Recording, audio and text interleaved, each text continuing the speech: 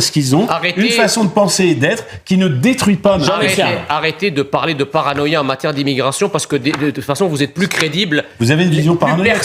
Plus personne ne peut nous interdire de voir ce que l'on voit. L'immigration massive et incontrôlée et non intégrée et non assimilée change le visage de la France.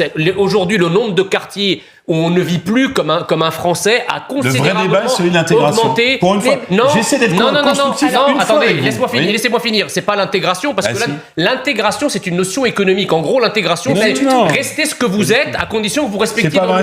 C'est pas vrai. Moi, je suis pour l'assimilation. C'est-à-dire qu'à partir du moment où vous arrivez dans un pays, où vous demandez la nationalité de ce pays, c'est pour vivre comme les citoyens de ce pays. Monsieur, si vous voulez vivre, laissez-moi finir. Si vous voulez vivre comme là-bas, vous comporter comme là-bas, parler comme là-bas, vous habillez comme là-bas, repartez là-bas, c'est tout.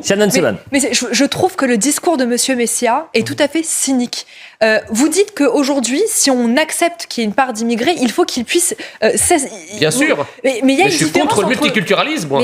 Monsieur Messia, il y a une différence entre l'intégration et l'assimilation. Oui, l'assimilation, c'est renier ses valeurs, c'est renier son passé, c'est renier son histoire, c'est renier son identité. Exactement. Aujourd'hui,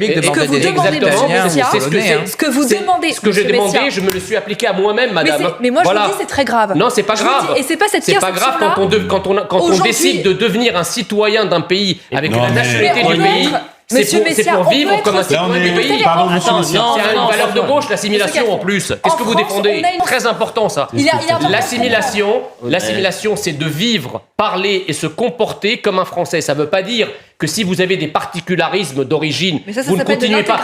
Non, c'est pas ça. Ça ne veut pas dire que vos particularismes. Moi, par exemple, chez moi, je continue à manger égyptien. Je fête le Noël le 7 janvier parce que je suis orthodoxe. Mais je ne vais pas emmerder les Français avec mes particularismes. Je ne les impose pas. Vous comprenez ? Voilà, c'est ça la différence. Je ne suis pas dans une forme de suprémacisme culturel. Avançons.